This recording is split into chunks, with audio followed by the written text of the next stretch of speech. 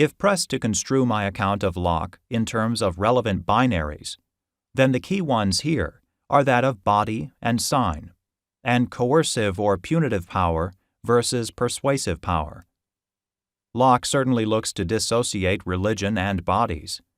He argues that true religion is not a weapon pointed at bodies, nor is it instantiated in the wasteful labor of religious ritual. For Locke, religion's coin is that of opinion, argument, persuasion, and fashion. Locke's attempt to create some distance between individuals and their religiosities may be seen as an early critique of identity politics.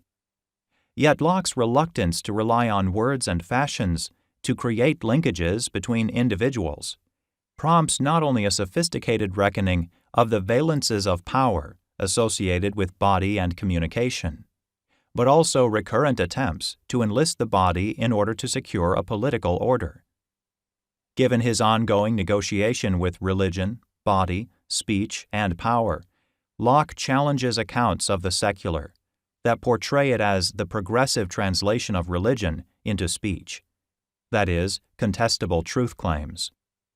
These accounts draw on the binary of body and speech to portray religious individuals as bound up with their religiosity, and secular individuals as enjoying a critical and voluntary distance from such obligations. Saba Mahmood draws on this assumption to argue that liberal secularists cannot recognize the felt injury of blasphemy.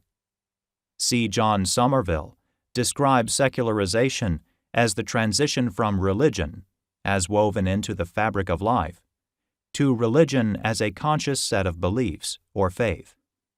In other words, from religion as a manner of being or culture, or birthright religion, to religion as something objective, that is, a reasoned faith. One might shorthand these descriptions of the secular as entailing religion's shift from the body to speech. These authors, however, have not noticed that several early modern writers, including and especially Locke, used this language of shifting from religion as identity or body to religion as speech and fashion. They have not discussed the theological, political, and economic motivations that drove this reconstruction of religion, nor have they unpacked the debates and anxieties that attended, and continue to attend, these particular shifts.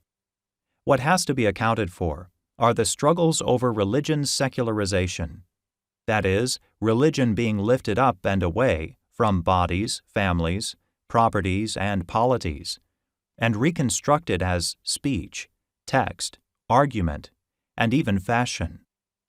This book is a partial installment of such an accounting.